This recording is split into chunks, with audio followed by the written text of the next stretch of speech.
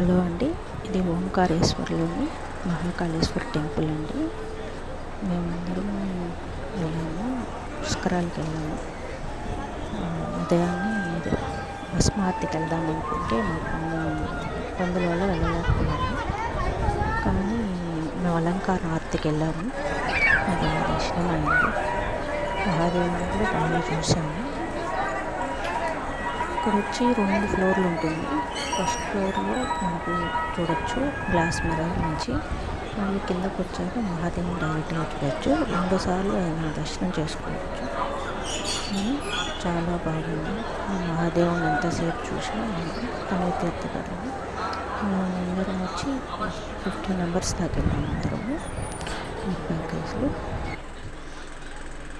చాలా తృప్తిగా ఉండిందండి. మహాదేవుని చూశాక మన వాళ్ళు మనమే మర్చిపోతాం. ఆయన చూసినంతసేపు ఎంతసేపు చూసినా తనివి తీర